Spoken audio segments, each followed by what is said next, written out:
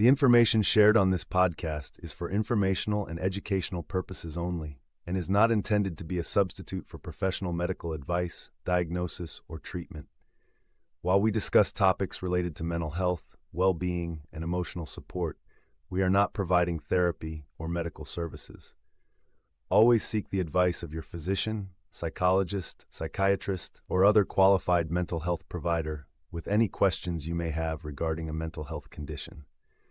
If you are in crisis, feeling unsafe, or need immediate support, please contact a mental health professional or emergency services in your area.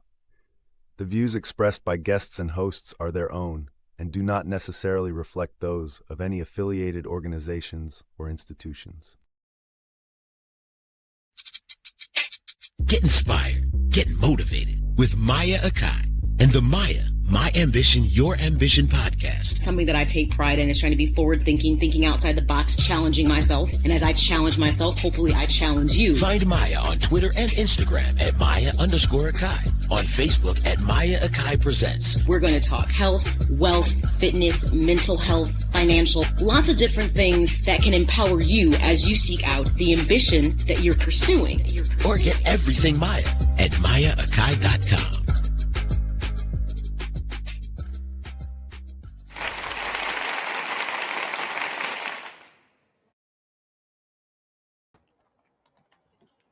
Namaste, everyone. Welcome to episode 90 of Maya, My Ambition, Your Ambition.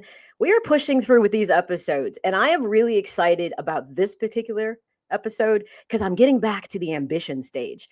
And if you recall, that's something I launched in August of last year, where I brought on 13 individuals that had very powerful stories, and it aligned with what I talk about. The reason I do this podcast is I want to bring what is often a difficult conversation, which is mental wellness. And I want to bring it to you from a fresh and forward thinking perspective, because everybody at some point has difficulties in their life. But back here, we want to pull back that doubt of self-sabotage and doubt that we often have to help you to figure out what is your ambition and then how to harness that motivation to get to that satisfaction, not just in life, but I want you to feel that satisfaction in your everyday life. So with that being said, if you are a first-time listener, welcome aboard. I always tell people just buckle up for safety because it could be a bumpy ride, because you actually might have a revelation about something, an epiphany, and go, oh my gosh, I didn't realize that applied to me. I thought that was other people's problems, not mine. So I just like to give the warning that we are forward thinking here. So we want to do the work. So you might have an epiphany about something. And by the way, I'm always excited that I'm gathering people from all the places. Welcome to the Maya Ambition Show, people from India, Canada, the Philippines, the UK. Matter of fact, I know my UK listener. She's been spreading the word since she's been in London for school. I appreciate that support. That's the difference.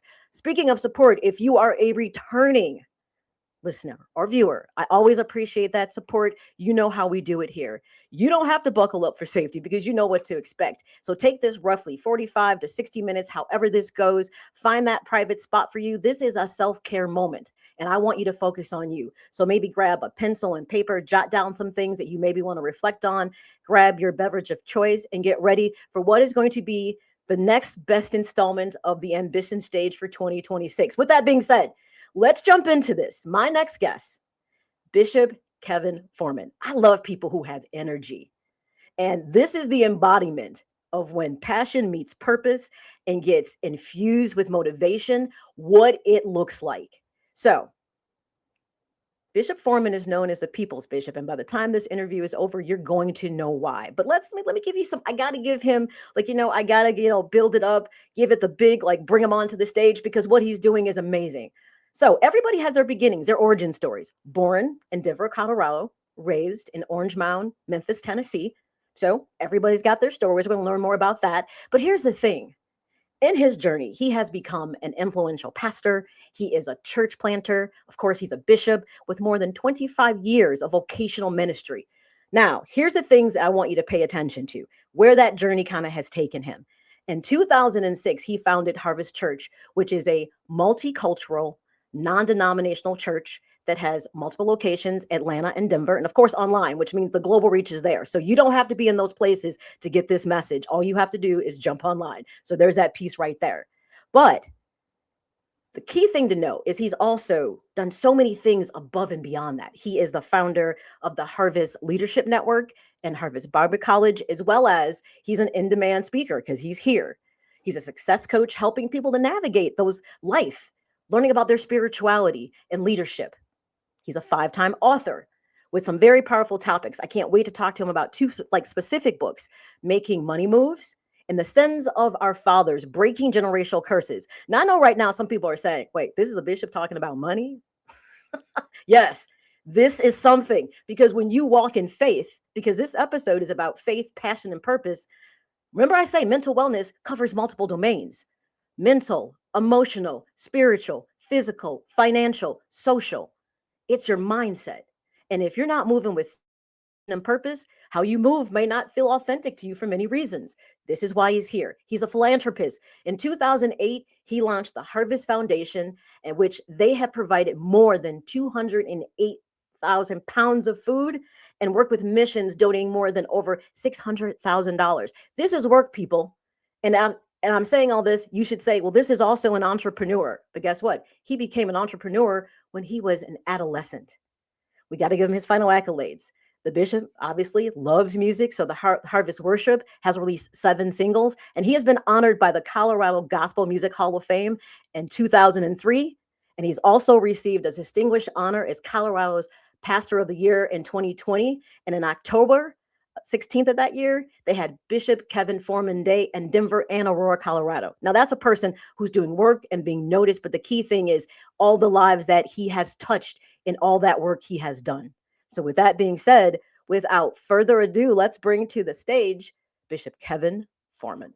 Wow, it is so good to be with you. What an introduction. I mean, you are obviously like a fish in water when you do what you do. And so thank you for having me. And thank you so much for, I said this to you before we started, what you do, because you are obviously creating conversations that are a catalyst for transformation in people's lives. And you said a word that when you said it, like we call it in church, I quicken when you said it, get a revelation, because revelation is how information applies to your specific situation. Mhm. And so when you see how this applies to you, it becomes something that is absolutely transformational. So excited about our conversation today. I know we're going to hit some good stuff. I am looking forward to this for so many reasons. I'm gonna tell you something. Like when I was like reading your bio, I was like, "Oh, I got some work to do. He's about to make me work to get this all in today." But I'm gonna do it. I was like, and you know what? You are my first guest that I did not take the time to meet with you before.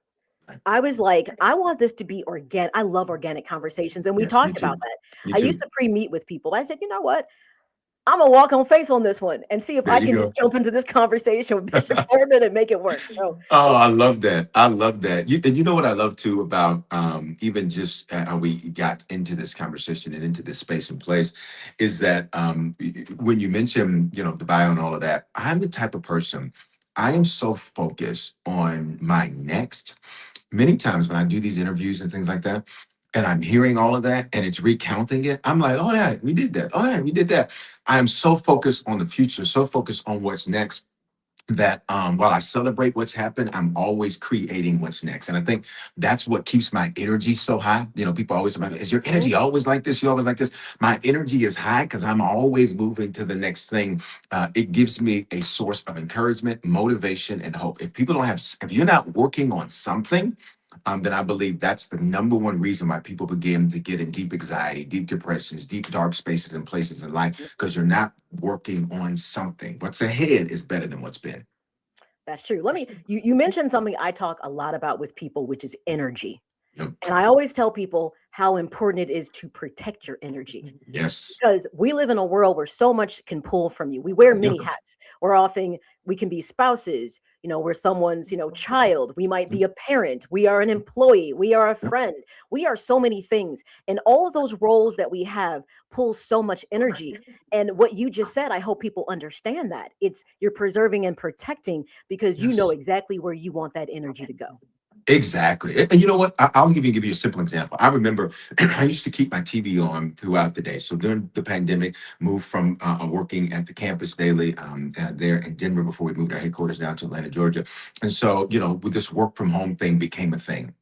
And I would normally keep it on the news, one of the news stations, one of the cable news stations all day.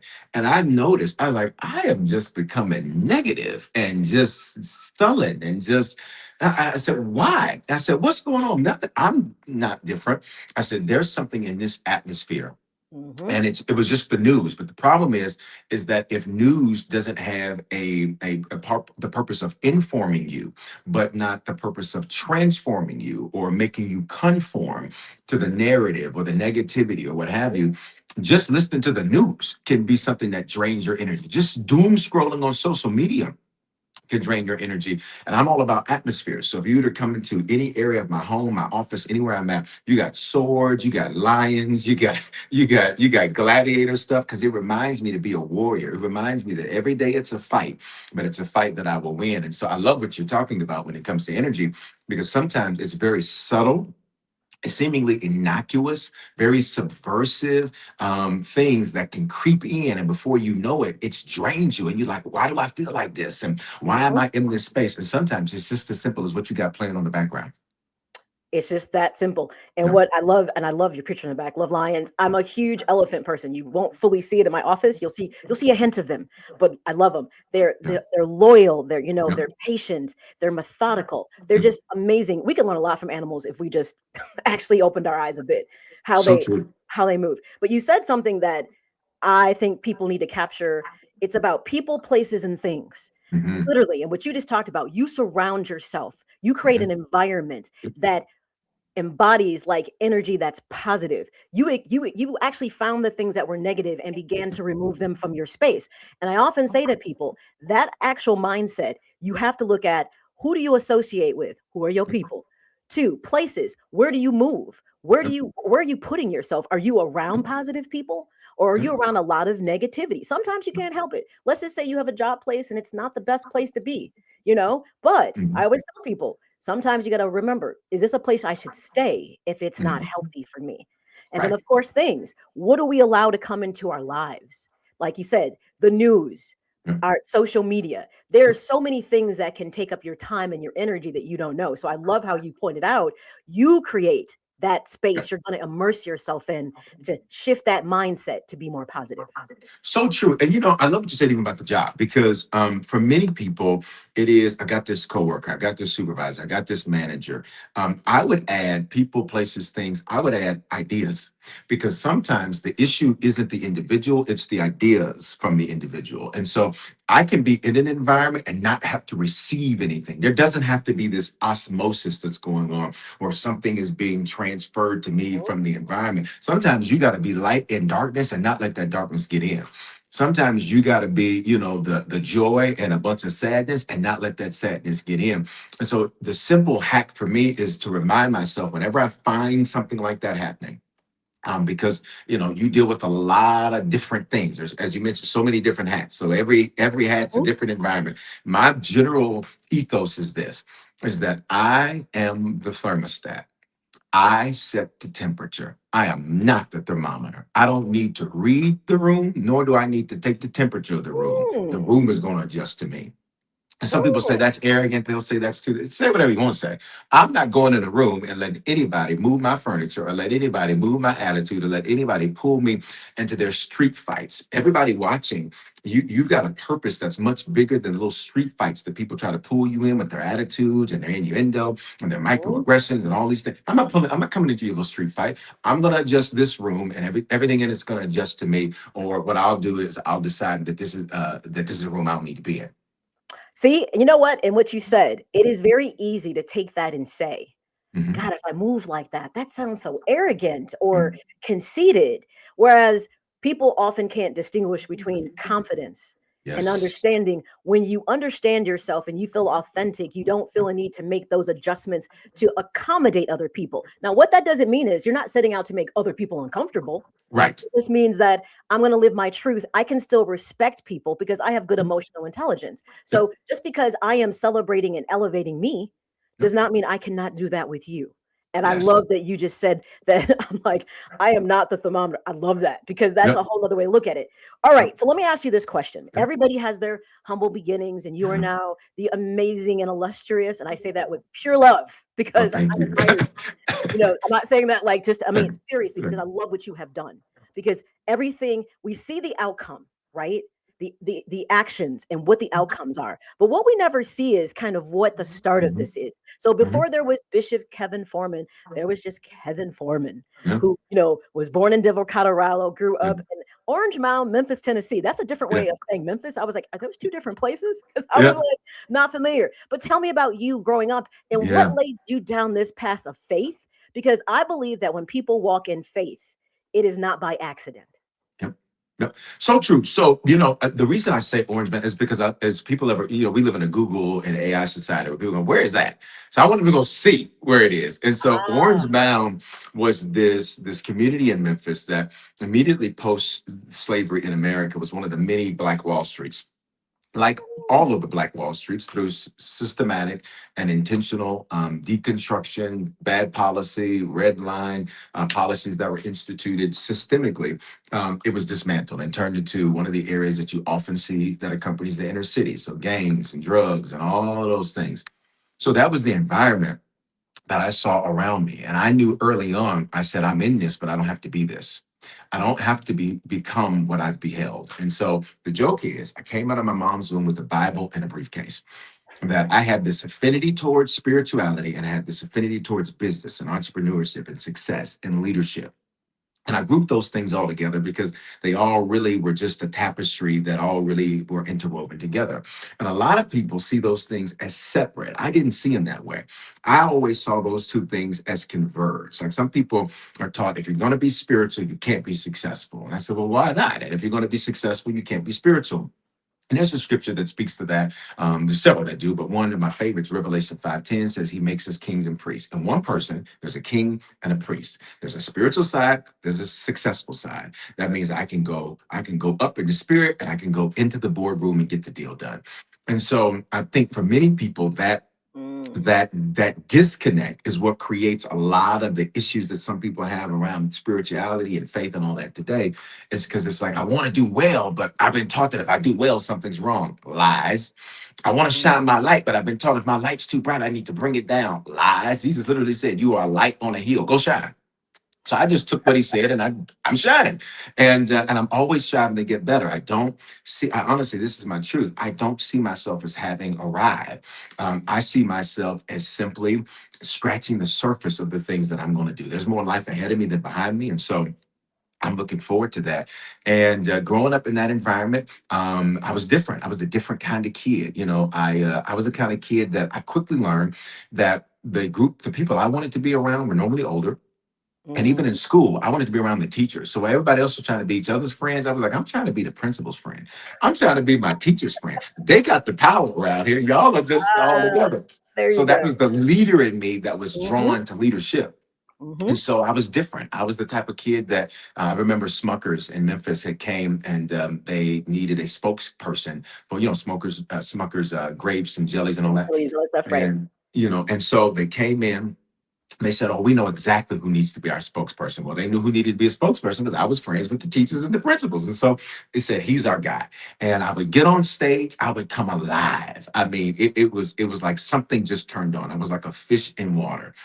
I was very shy though, off stage and not in front of crowds and groups. You put me around a small group of people, I was shy. I perspired very heavily, so you could see my shy also, and so probably a bit even self-conscious in many ways. But as a kid, I knew that there was this affinity towards spiritual things. So I would watch while other kids were watching, cartoons and whatever else. Mhm. I was watching preachers. There was a preacher that came on TV on Friday nights. His name was Dr. Frederick Casey Price. He was in Los Angeles, California. He's passed away now, but on Friday night, people would literally say they walk into my great great grandmother's home, which the family is still in the family today, on Cellar Street in Memphis, and they would say, "Y'all, the Rev is watching Reverend Price." That's what they called me. They said the Rev is watching Reverend Price, and they literally would come in. So you got gang members and drug dealers and whatever else, and they said the Rev is watching Reverend Price. So everybody knew, be quiet. Don't interrupt me. Don't interrupt. Like I took control over that house on Friday nights at 8 o'clock or whatever time it was. Love It it. was just something different. You grow up. We moved back to Denver in the adolescent years. We went back and forth for many years, and we finally moved back to Denver. And I was the same way. Was just different. And I eventually got into ministry through music. Started at the age of 12. I had a buddy of mine. He and I were very competitive. I'm a very competitive person by nature. I like winning. So it's not all about winning. Well, that's fine. You don't have to win. I'll win for you. But I like winning. I like accomplishment. I like achievement. It is something that drives me. And so in that, he got a drum set. Now I tried trombone, didn't like it, sax didn't like it, trumpet didn't like it. And he got a drum set. I went home, told my stepfather, and I said, I want a drum set. He said, so you don't even know how to play drums. I said, I'm gonna teach myself how to play drums. So we get in there, we go get the drum set, and I taught myself how to play. And from there, I was horrible when I started. I got good and eventually started playing keys and other things. And then later on, I've been inducted into the Colorado Gospel Music Hall of Fame. And you mentioned all the other things. And so it's been a great journey. But, my childhood, I often ask people if they're familiar with the movie, What's Love Got to Do with It? Of course. Okay. I can tell story. I got to tell you this. I was so disenchanted when I learned that a lot of what was in the movie didn't necessarily match the actual biographical happenings. And because I know that movie like the back of my hand. And only recently I said, why do I like that movie? It became my way to cope with growing up in that, because that's how my stepfather was. He was an abuser. He was a womanizer. I would watch. And my mom, I think, is just one of the best, most amazing women to walk the face of the planet. And because I watched what it is to survive, to thrive, to push your way through, to come out of an abusive situation. And she's my greatest fan to this day. She's an interior designer, amongst other things. And we were redoing this particular room. And I looked at my sticky pad. She wrote me a little note, love you, and all of that. She's amazing. But I watched her do that. And one of the greatest things she ever did for me, when people say, what'd your mom do? What'd your mom do? The greatest thing she did for me, she knew I was like a lion. And the thing about a lion is that if you try to keep it in captivity and you try to keep it caged up, it will never become what it's supposed to be. One of the greatest things she did for me is she stepped aside and let me roar. She stepped aside and let me develop. She stepped aside and let me do me. And that's one of the greatest gifts that she could ever do. She didn't smother. There's a difference between being a mother and a smother. She wasn't a smother. She was a mother. All that makes a difference. Like, look at that journey. See, right there, you spoke about, there was nothing about you. You weren't born with a silver spoon in your mouth. You had adversity, but yet you knew you knew that purpose early. And when I read in your bio that it says that you became an entrepreneur young as an adolescent. So what was that about? Like, what was that first business that kind of pulled you in? Yeah. So same year I got into ministry, same year I started my first business, which was 12. Again, I was just different. So there was this bank in Denver called Young Americans Bank, still exists today. They had a special charter to offer financial products to kids under 18, of course, with parental consent. So I pioneered their business loan program. So I was the very first one. And in fact, to this day, and I told the vice president of the bank, y'all need to update y'all's marketing, but they still haven't done it. But to this day, I'm glad they have it. There's a second level of the bank called Ameritown, where it's basically a town where high school students, middle school students, what have you, go in and everybody gets different jobs. You can be the TV manager. I'm sure now it's totally different. You're probably the AI guy, the tech guy, the influencer. I'm sure it's different jobs. Right. Exactly. But you would do different jobs. And it would be a simulation of running a city, of money, balancing your checkbook, like a life simulation. And every kid that goes up to that second floor, every entrepreneur that goes up to that second floor, they walk past a picture of me, holding up that original business plan when I was 12 years old. And I just think there's something so powerful about that, because one thing that I did at 12 still speaks to this day, so that every entrepreneur that's about to get their business loan walks past the Black kid who was the first kid to do it in a city of 4% African American. And I think that's significant because that's what my whole life has been. My whole life has been defying statistics. My whole life has been, it doesn't matter where you start, it matters how you end, it matters where you're going. And I Hmm. think everybody listening, you got a similar story. Everybody's got a story like, I haven't seen it before. You're going to be the first.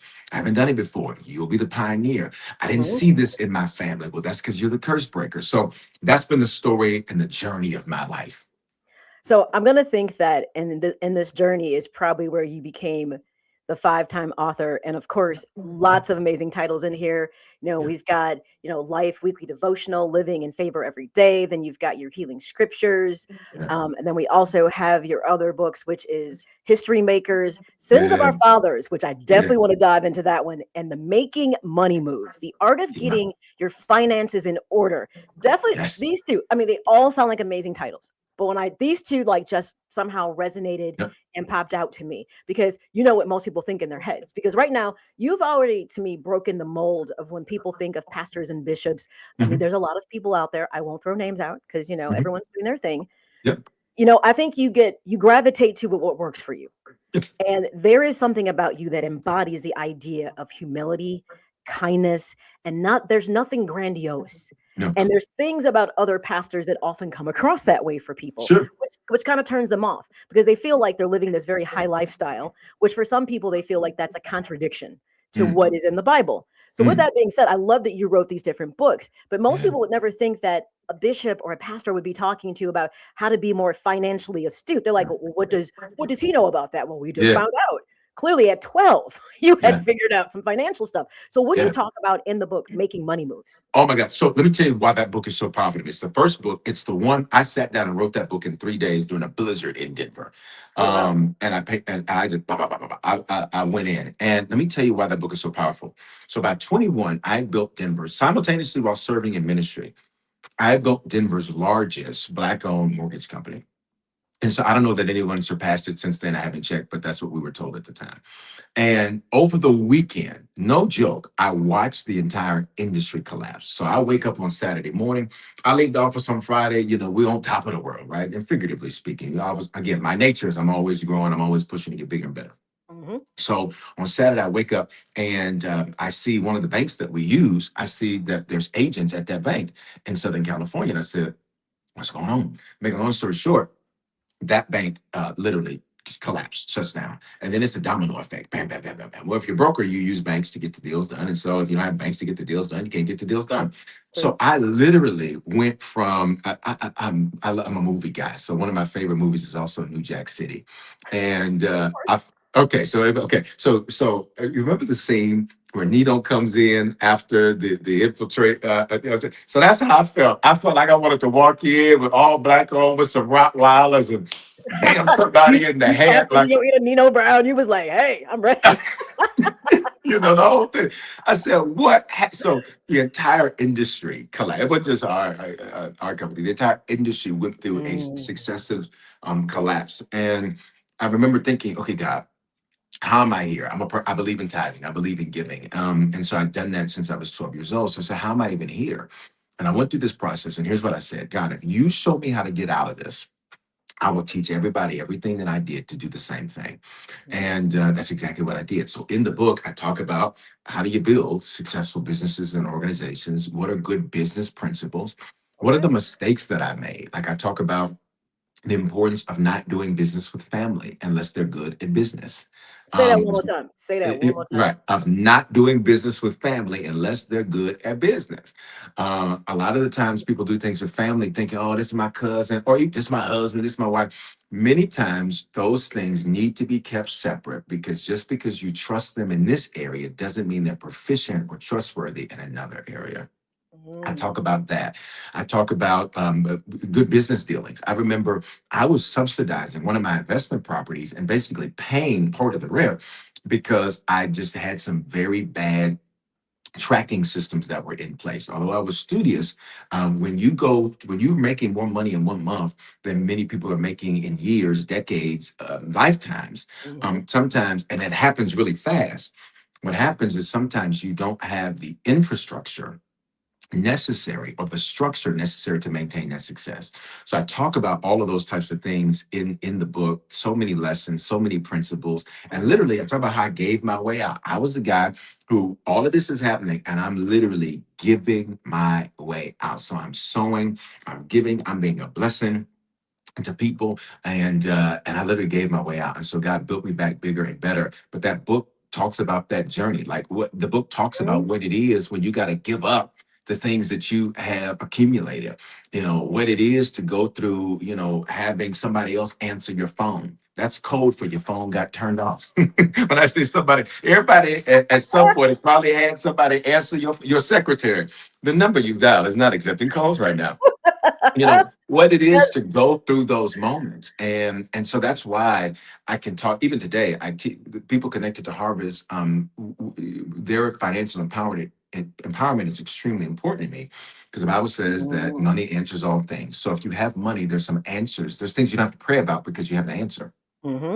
Like, money should not be a struggle. And it's interesting to me that there's a cultural thing, and I may step into some stuff, but let's go. There's a cultural thing. Step right into it, because that's what we do here. We step in. Yeah, let's step into it, because for many people, it's only certain groups that they think are supposed to struggle and not have and not do well. But over here, your God wants you to do well. But over here, your God wants you to only get it when you die and go to heaven. Not so. That's called a slated gospel.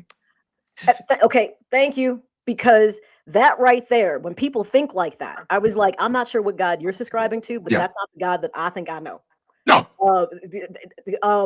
God is an equal opportunity love all God. So there is not, I want to bestow on one, but not give to the other. That makes no sense to me when people have that mindset.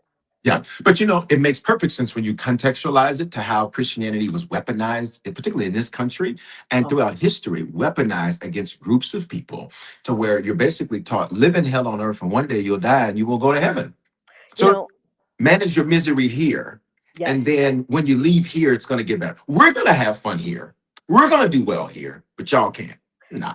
I can already tell this book sounds like a read that people need to have about if you're even thinking about wanting to start a business, you're struggling with finances. I feel like this book doesn't look at like, here's the how to do something. I think it gives you that deep dive, because I believe it's an emotional and mental experience when you decide you're going to start a business. It's the mindset. Yes. And it's like getting to the heart of why you want to do something and understanding the balance is important. I want to put this up. So everybody, if you want this book, here it is right now. They're offering a 10% discount. So you just go, you text Bishop, code to the 55498, and you'll receive the 10%. And of course, I've been putting up how to go to the website and you can get the books, they're ebooks you can download. See, to me, if you're even thinking about wanting to be an entrepreneur, get some enlightenment that goes beyond the idea of dollar signs, because that's not going to be the thing that drives you.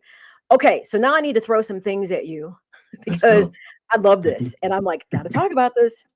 You just said something. So I'm gonna use my string of consciousness in the sense that I'm menopausal. I'm 54. So a thought will pop up. You don't look 54, you look great.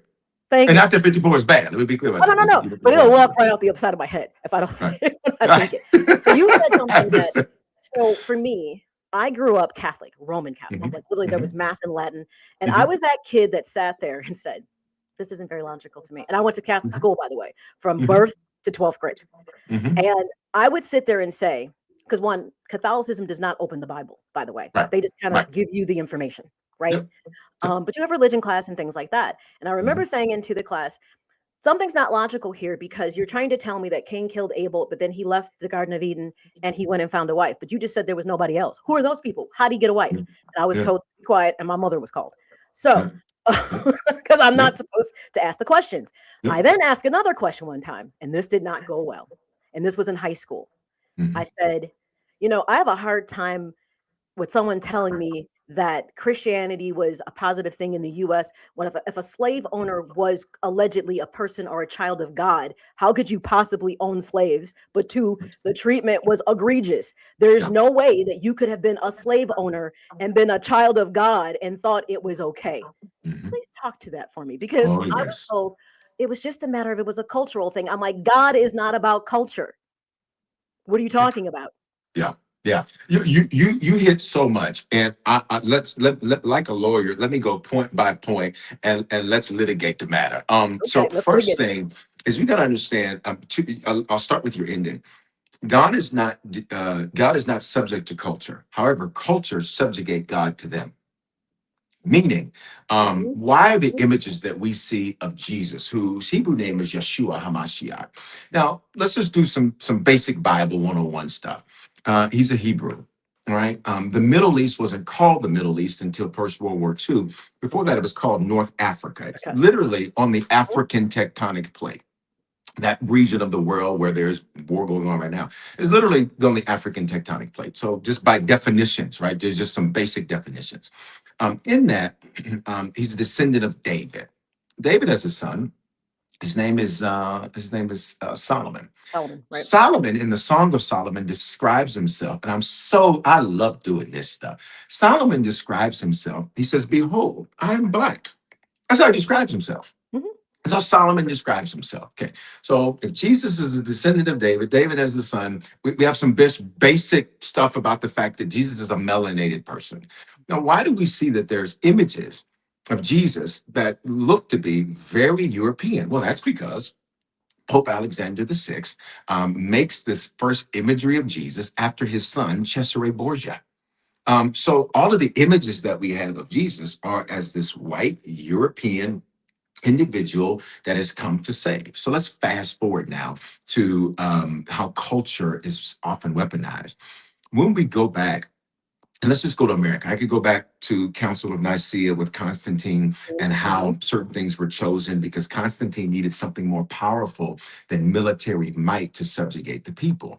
Mhm. In the Roman Empire, there was this pantheon of different gods. It's this Greco-Roman multifaceted culture where they had a different god for every different day. Like, they literally create temples. This is to the god of the unknown because we just need another god for this, and we need a god for this, and we need a god for that. And there's a god of fertility, and there's the god of eyelashes, and the god of lips, and there's the god of this, and there's the god of funk. You know what I'm saying? I'm being facetious, but No, I there's the do. god of everything. They just Right, created a god for everything. That being right. said, what would happen is that when they were deciding what would go into what we call the canon, as that decision is made, there are certain things that are intentionally eliminated because they're not fitting the cultural narrative of where we see the creation of a Christian nationalism, which is that this is the official religion of the nation, of the empire at that time. Because Rome had a bunch of different emperors. I mean, they Mhm, keep getting put up to power, slain, put up to mhm. power, slain, put up to power, slain, put up to power, slain. Constantine was like, y'all ain't gonna do me like that. I need another way to control these people.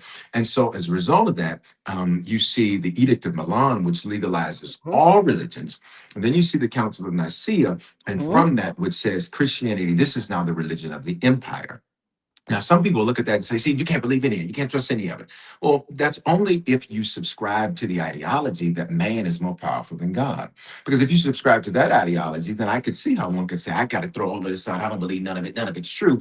But the reality is, that was simply how culture tried to subjugate God and create man and create God in its image versus the reverse, which is that we're created in his image. Let's fast forward to America. You get to America, you've got these persons who you have decided that need to be enslaved, right? So you come here, the stated reason is to escape religious persecution because you've got a king in England who has made himself the head of the church. Mhm. Right. So he says, I'm the head of the church now. So whatever I say goes. And the reason I'm the head of the church is because the Pope won't give me a divorce. I'm trying to lead this woman. Pope won't give me a divorce. Therefore, I'm the head of the church now.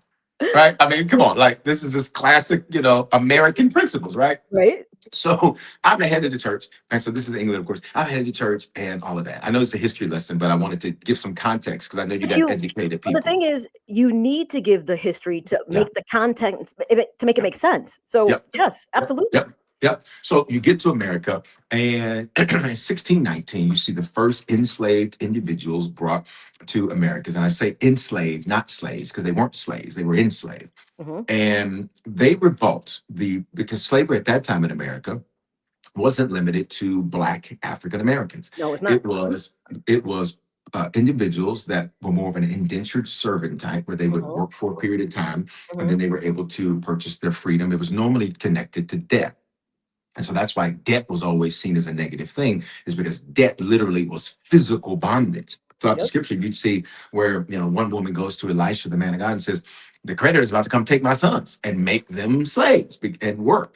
And so you see these two groups, the enslaved Africans and the enslaved whites, you see them revolt together and work together to overthrow these landowners and overthrow these slaveholders. So what happens? They said, we have to create a system, because if these two groups of people start working together, they're about to topple our economy. So here's what we're going to do. Let's create race. Because everything up to this point has been ethnicity, a Spaniard, from France, etc. Let's create race. If you are Black, you are less than, right? So they would tell these poor whites, you're better than them, right? So now you help us to keep them in check. You can eventually be free. They can never be free. You see the system created. So, but again, there's more enslaved people than there are slave owners. So what do you need to do? You need to teach them that this is the way God wants them to be. Because if we can enslave you in the mind, I can do with your mind what shackles can never do. Exactly. Right. So let me teach you. This is what they began to do, the slave gospel. They began to say, you are supposed to be like this. God wants you to be a slave. God wants you to be a good slave. And not only that, your life is going to be hell on earth. But when you die, and if you look at a lot of the Black church experience, it's all about dying and getting to heaven, dying and getting to heaven, dying and getting to heaven, dying and getting to heaven. It was an escapist mentality, because the goal was, let me live, let me just survive this life, and it's going to be better in the next life. Wow. You would see the slave owners enjoying this life, not concerned about how they treated people, how they would rape and pillage the women, how they would sodomize the men, how they would abuse the families and separate the families. And they would do it in the belief that, well, we're superior to these people. None of that had anything to do with God. God was weaponized. Christianity was weaponized against a people. And that's where somebody like me comes in. That's a liberator. That says all of that. No. God is right. What these people did and what these people said is not right. And you can see it happening today. What these people did and what these people said is not right. But separate God from these people who weaponize God. It's just like somebody that might take a clip of your podcast and use it and twist it a certain way to make you say something you didn't say. Well, you're not bad. The way they twisted it is the challenge. There you go, right there. How when you hear people say those kind of things, if you hear a person who swears, I go to church every Sunday, I go to Bible study, and yet you see that reflection of somebody who is racist or so on and so forth, you have to question their authenticity when it comes to faith in God. There's no place for that. And when people try to rationalize, and I've heard them do it, and I'm like, they have no idea just how, Christian nationalism, remove that national and focus on the Christian part, and you'll be okay. So that's right now, especially right now in this country, it's being pushed really hard. And I actually have some concern, because I feel a lot of young people are being pulled into this. I'll be honest, I had never heard of Charlie Kirk until what happened. I had never heard his name, even though I guess Turning Point is at major universities around the country, kind of spreading this, doing recruitment, these types of messages. I'd never heard of him. Now, mind you, I do not agree with what happened, regardless of, I may not agree with what he said, but no one their life should never be extinguished that way. But the kind of dialogue, I get concerned that so many people just follow because they don't understand what a true leader looks like. Right. And I think the interesting thing about that, I like to study history, if you can't tell. Everything you just said, Council Tennessee, I'm like, oh my gosh, I'm a history buff too. I love this. Yeah. Okay. So you get it. So I like to study history. And while this is new in our lifetime, it's not new in history. No, every empire goes through this phase. And what's really interesting is it's normally right before it no longer becomes the predominant empire of the world. Every empire goes to this phase. This was the end of Rome when Rome did this. This began their end. It wasn't just their death. It was the fact that they weaponized God against people, and to use it to prop up this system of, where you've got these elites and you've got the king, et cetera. So, just for those, because I know you maybe have some people saying, well, where's the scripture? Because I'm proud to be you can be proud to be an American, but don't think that being an American means that you're a superior Christian. There's a scripture, John 18:36, super simple. Jesus said, my kingdom is not of this world. So Christianity is not about nationalism. It's not about political party loyalty. You're not more of a Christian because you vote Republican. You're not more of a Christian because you support a particular ideology or not. Full disclosure, I'm not a Democrat or Republican. I'm an independent, but that's me too. I feel the same way. But that, and I agree with you. It's become so pervasive now. And even as a leader of people from all backgrounds, one of the things that I've noticed, especially recently, is just how delusional. And I'll just be very frank about it. Many people have become around these issues, Hmm. and they'll normally pull out their one or two things. Oh, I got strong views on abortion. I got strong views on gay marriage. Okay, okay. Let's just set that over here for just a second. So, how do you ignore all of this over an allegiance to a couple of issues that, if you really want to dig into it, even that there's some cognitive dissonance, because how are you pro-life but you don't say anything about innocent people who are gunned down in the streets of America by the hands of people who are protected? That doesn't seem pro-life to me. So is it pro something else? Why are you so worried about what's going on in other people's bedrooms? You know, What does that have to do with you? and it's interesting because what you just said is the thing I think people struggle with, in being able to say, if you say you're pro-life, then that means you should want to support and protect all of life, All life. all life. So if your only agenda can be that, it's like that doesn't make sense. And I think contextually, a lot of things that people have gotten lost. I like the fact when I look at your church stuff, I definitely see. I love that it is multicultural. I Yes. think that is a beautiful thing. I love that I see a lot of young people and youth, Yes. because I feel like they are in a world that they probably have not had the greatest foundation at this point. This younger generation, I hate to say that, I think they've gotten lost in the shuffle. Yeah. And I think they're very easily led. And as we hear about things like they feel lost, there's now something they talk about, the male loneliness epidemic, where they're Yes. saying that men feel ostracized. Actually, when I looked at the research, and I'm never one to kind of classify these things necessarily by race, I felt like a lot of the study was kind of more about white males. I don't Mhm. know that it really looked at the totality of all men, but it's interesting that they're saying they don't feel there's a place for them. They don't Mm. feel that they don't know how to, speak to a woman. And I was like, well, where do we lose all these skill sets? And why don't you feel like you belong? Right. Do you feel your youth ministry is really kind of growing and seeing right now in this world that they're living in? They're seeing how there's definitely a disjointed message when it talks about faith and God. Well, I think one of the things about Harvest that was a little bit different about us is I used to, growing up in church, when we were in church, in Memphis, we were sort of what we call Baptist Costal. We weren't really super involved. When we moved to Denver and I got involved, I got started on the church staff at 12. I've been in it. I've been in it since then. And so I'm not new to it, true to it. And I noticed there was always this disconnect. You had youth over here, adults over here, this great chasm in between. So what would happen is often when young people would become, older, what have you, they'd be a disconnect because they really wasn't their church. So what we did was something very different. I said, I want this to be the church where a mom can serve next to her daughter. A dad can serve next to a son, or whatever the configuration is. So we actually, one of the things different about us is we have our young people actively involved in the life of the church. So it's theirs, not their moms. It's theirs, not their dads. And so I say that because I think that's an important thing, just to contextualize how we do it differently. With that being said, you're right. We reach every background, every age. Our demographics really stretch across a breadth of buckets, if you will. And I think one of the things that I'm seeing is that there is a hunger, and there is a hunger for truth, and there is a hunger for, okay, don't just tell me, show me. And so that's why, again, I like to be systematic. I like to be strategic in how I present the information, because I want people to be well taught. I want people to be well learned, and I want people to be able to walk out and be able to speak articulately to whatever the situation or circumstance is, and know that they've got accurate information. And unfortunately, we live in a culture where so and so said it, so it must be true. So and so Yeah. said it, so it must be true. So and so's Yeah. got a lot of people, so what he's saying must be right. Not realizing, Hitler had a huge following. There you go. You could do Just a a list. Yeah. following doesn't mean that you're accurate.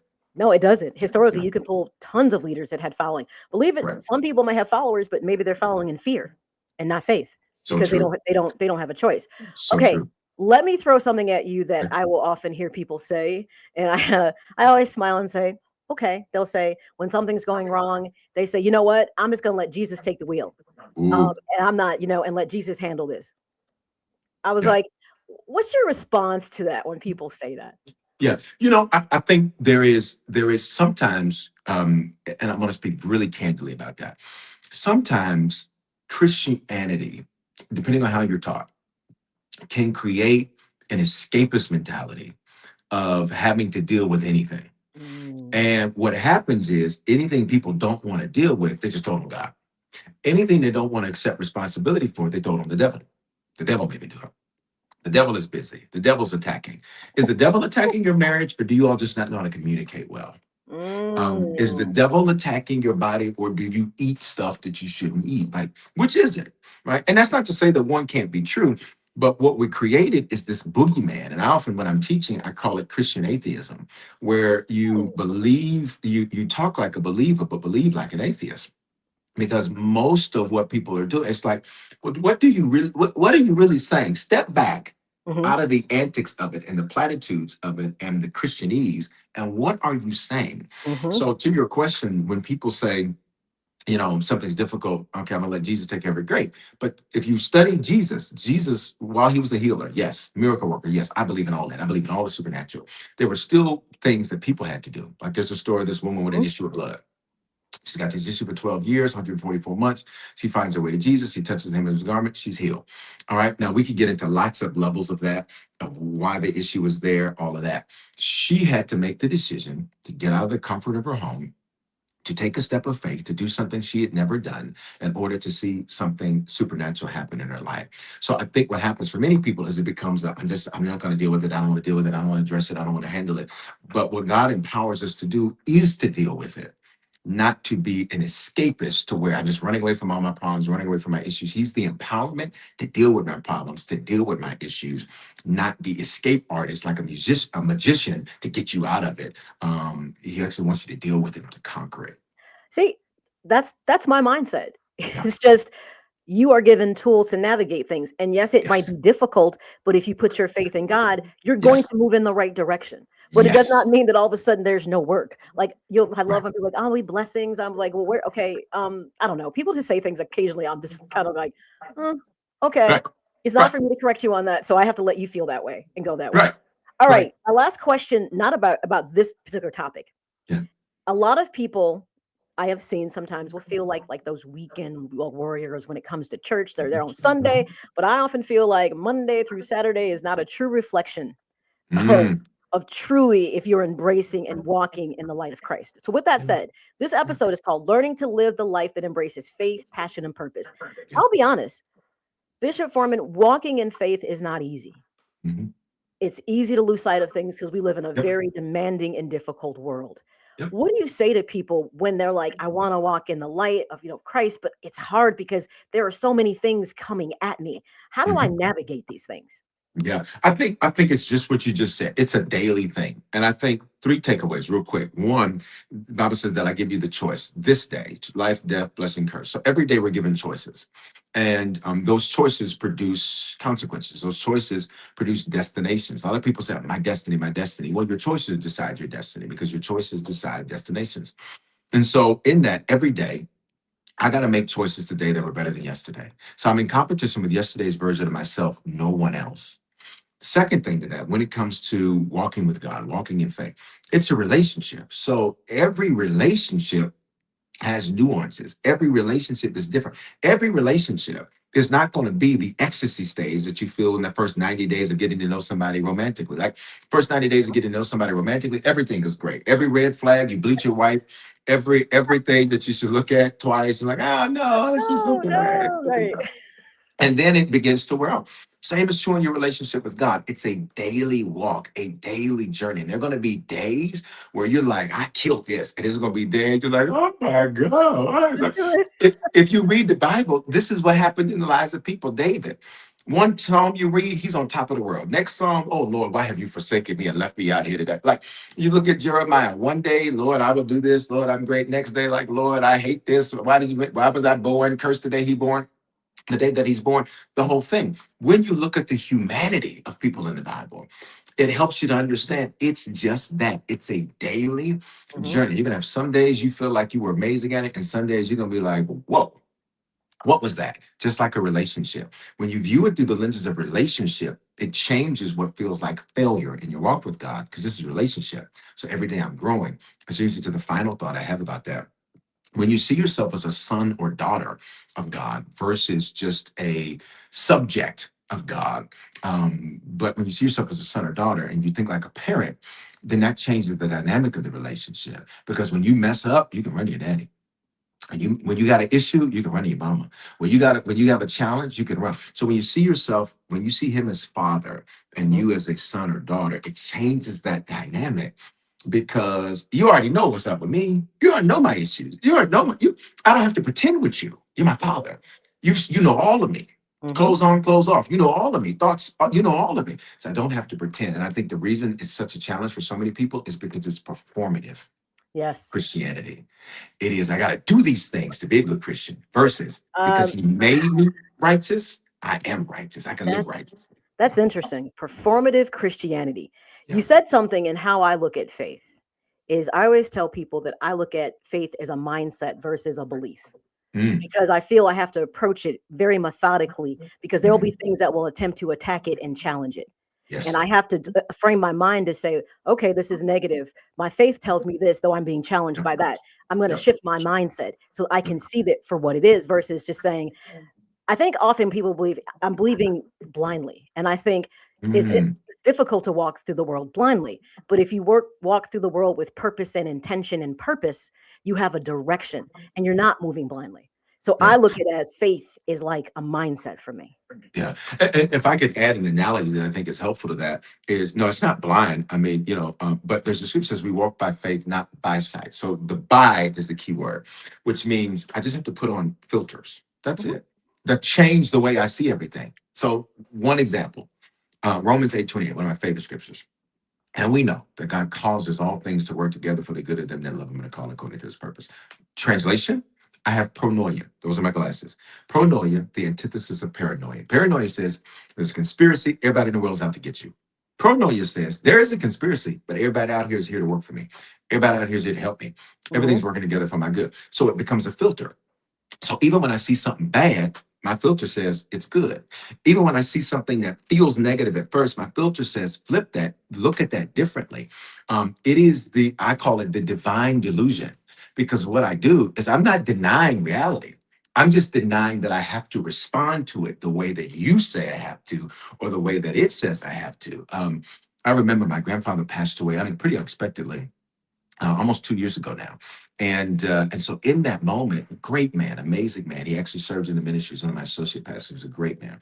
And so in that, while we're preparing for all of this, of course, it's like any human being. I have my moment, but then immediately, boop, my glasses are on. That this is a win. This is a victory. This is something that is a good thing, and we have to take the good and Mhm. move forward with that. And I think to what you're saying, mindset, it's the same thing. It's just simply resetting the way things are set in front of me. I love that. So this is a good way to kind of transition over to talking about the sins of my father, generational, Mhm. curses. One of the things that I frequently talk about people in therapy is that you have to, I'm all about mindset, mindfulness, and people often don't fully understand what mindfulness means. It's not about Mhm. meditation and yoga. That's what people think when they think about mindfulness. And it's interesting because I said almost everybody sits in therapy a lot. Not everybody, because they're dealing with generational curses, trauma, or even generational poor behavior. Oh yeah. And part of what they need to do is to break that cycle Yep. in order to live their life more fulfilling.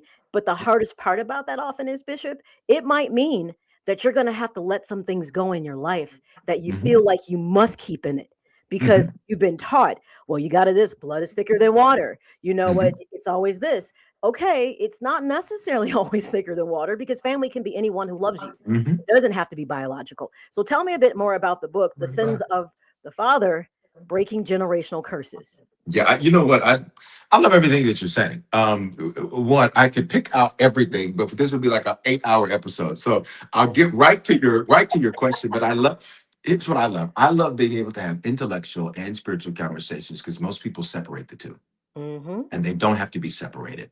God, omniscience, omniscient, omni, all science, knowledge, knowing. There's nothing to know that won't eventually take you back to God. There's nothing to study that won't eventually take you back to God. So Hmm. I think that's important for some because some people feel like they can't be smart and spiritual. They can't be intellectual and Hmm. spiritual. They can't be pragmatic and practical and spiritual. And that's just not true. But the book Sins of the Fathers opens with a story that is actually about my stepfather. he never met his biological father. His biological father was what he became. He was a womanizer. He was an abuser. In fact, his mother, in self-defense of herself, when he was attacking her, that's how his father was unalived and no longer on the planet. And in that, my stepfather became exactly like this man he never met. So there's when you talk about a curse, most people sometimes when they hear that word, lots of things can come to mind. Some people think of ooh, spooky ghosts and goblins and witches with little pointy hats and cauldrons. Not so. A Right. curse is simply an empowerment to fail. That's it. Mhm. Generational curses are destructive patterns of behavior that are passed down and they're passed around, which means it's not just about the bloodline. It's about what you're around. What you behold, you become. And so in the book, I use him as the opening story.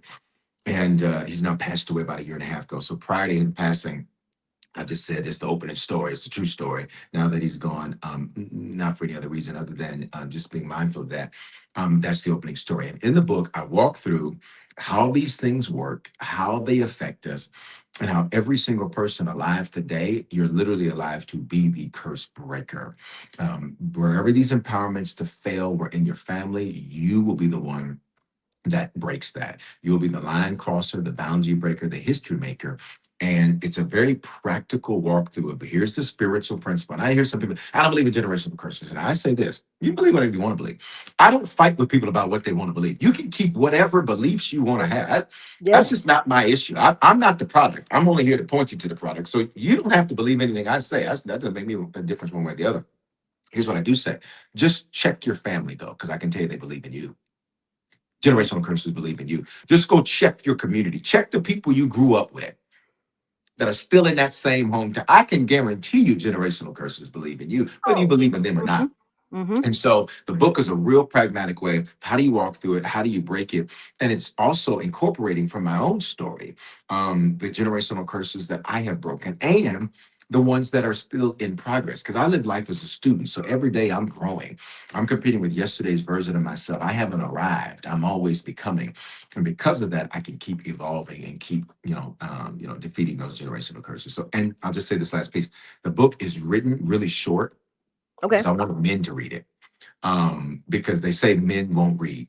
And so I wrote the books all of my books they're going to be very informative, very entertaining, very full of wisdom and knowledge, but they're also going to be short enough to where if you're like, I'm like, okay, I don't like doing a bunch of reading. You can read this book. Literally, you can read the book in a day and be done. You said something that I've never thought of it that way, but it's spot on. You think about the word empowerment and you only think it in a context of positivity. But in reality, absolutely, negativity can be empowered. Absolutely. And I never really thought about that. So we know that you do your podcast, which again, love it. Fantastic. With the podcast, is it something that's weekly? How frequently is a podcast? Is it like a set day of the week, things like that? Yeah, great question. So we do what we call daily pop-ups. So that's like our daily thing. And so it's a daily dose of everything that you need. And they're random times. So what's really cool, people get the app, they get a notification, then we go live. It has been the most efficacious thing. I started doing it just to figure out a good time to go live. We started doing that and people are like, we like that. And so you've got that in that app, you've got music, messages. I call them life-giving messages, which most people call sermons. I call them life-giving messages. To me, a sermon was something you heard when you did something you weren't supposed to do. So we call them life-giving messages that are available for people. There's audio, there's video, there's a ton of resources that are available. Literally, you can pick a series. I teach in series. So think of it like a Netflix series. Go pick your series and go binge watch. Pick your series and binge watch. So like right now, as you and I are recording this and when this airs, we're finishing up a series called Pop the Balloon, which is about relationships and dating and marriage. I've been watching Pop the Balloon. Yes. And so so you literally can go to our YouTube channel, go to our app, pick your series, binge watch it, and on all types of topics. I believe in being a 360 person when it comes to life. So I'm teaching about finances and fitness and relationships. And I talk about, and one of the things in one of the books is about how I lost, now it was 95 pounds. I was like 120 pounds that I shared all naturally. Like to me, the gospel is good news and the good news is the bad news is wrong. So everything we do is all about that. Love it. So everybody, there's so much here that you can fill your repertoire with to be able to learn some things. Remember, right now there's 10% off the books and different merchandises there. You just have to text Bishop to 55498. And remember, I told you they have plenty of really awesome swag. Look at all that good swag. And this is not, by the way, people, this isn't it. You need to go to the website because there's so much there. There's mugs, all kinds of things. There's other, different apparel that you can buy. You can also get the ebooks there. So everything. You can't go wrong with getting a discount. And I'll be honest, Bishop, I kind of feel like everything you've got in there is actually very, very reasonably priced, to be honest. Right, So right. you're being super gracious with the 10%. I might put up quickly about the app. So if you want to, obviously see the podcast, all those different things, you can get the Harvest mobile app, which you can find in the Apple. It's on Apple TV. It's in the Apple Store, Google Play, obviously on Roku and Fire TV Stick. So people, realistically, there's no reason you can't get to it because it's right there and you can take Bishop Foreman on the go. We talked about the 5 different books that you should check out. There's History Makers. There's also Sins of the Father, Breaking Generational Curses, Making Money Moves, which I feel like everybody really needs to take a hard look at that one, along with the other like Life, Weekly Devotionals, and Healing Scriptures. So many good things that if you are looking to do some self-discovery and begin that journey of your spirituality because you felt like you're just not finding a good landing plate, here it is. Start with this. Take a listen. This is the thing that's wonderful right now about social media and internet. You can get so much content and information that can be positive that maybe isn't available to you where you're at. Maybe it doesn't exist. Maybe you haven't found that congregation that really resonated with you, but boom, here's one and you can find it online. So many positive things. What are some parting things you would say to my guest, about just living with, faith, purpose, and passion? You know what? One, let me just say again, thank you for having me. You do amazing at this. And I don't just say, I'm not saying that to patronize you. You do it, man. As you're going through it, I said, she is on it. This is amazing. Thank you again for what you're doing. I would leave everybody with 3 things because I think when you're talking about living a life that embraces faith, passion, and purpose, to embrace something means to welcome something, to pull it close to you. And those 3 things can all work together. And I would say these last 3 things. One, you still have a pulse. God still has a plan. And life's not over yet. The best isn't behind you. It's here and it's ahead of you. And people always say, oh, but I made this mistake. So what? But I had this issue. So what?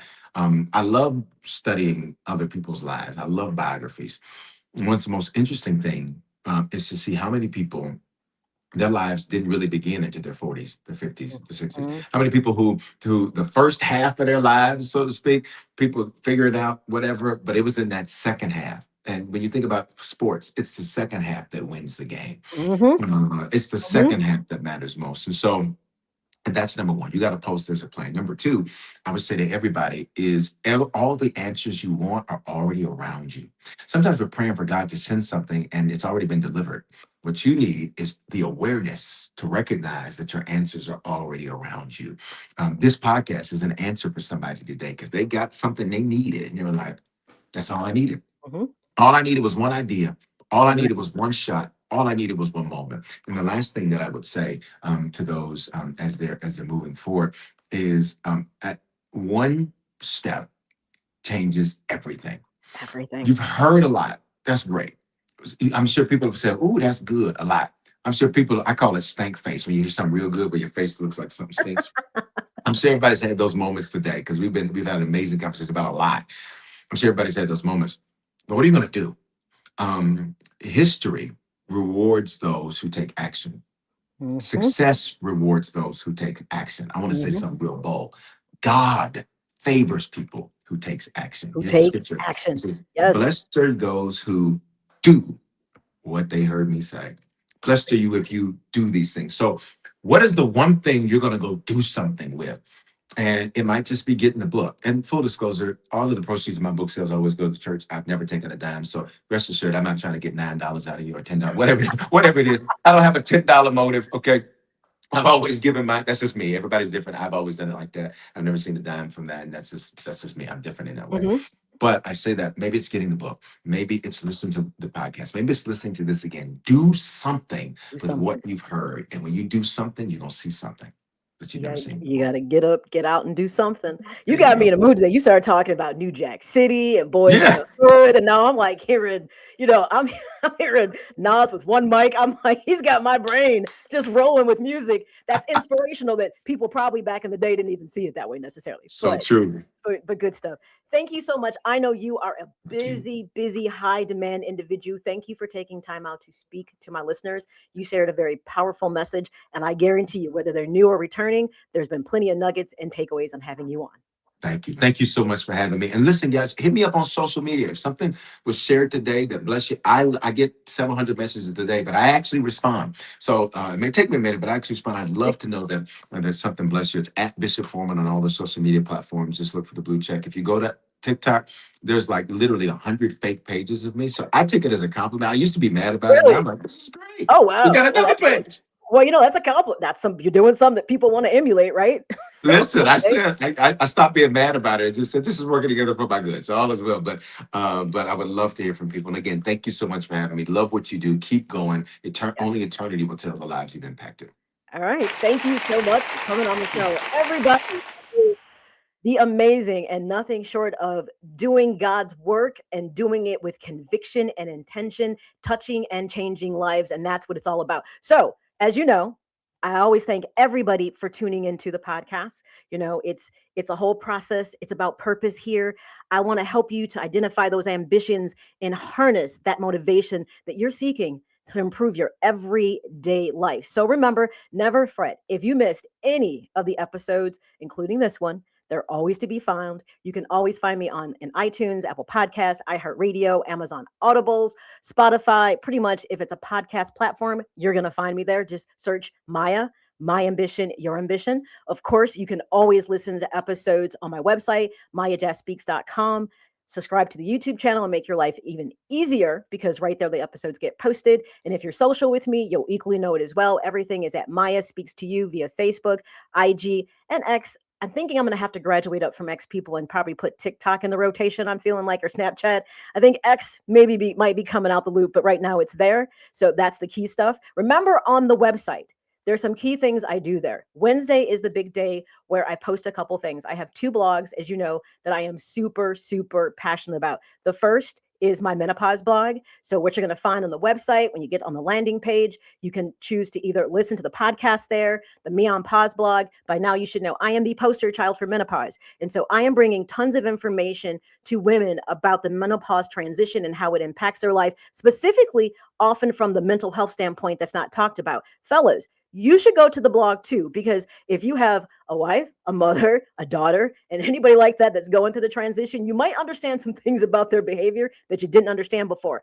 And fellas, I have not forgot you because you have your own version of menopause called andropause. And coming up this year in 2026, I'm going to start rolling out some information for you too, because you know what? It's more than you guys just having a midlife crisis. You also go through a hormonal change just like we do. An easy way to keep track of everything that's Maya, you can always just get the app.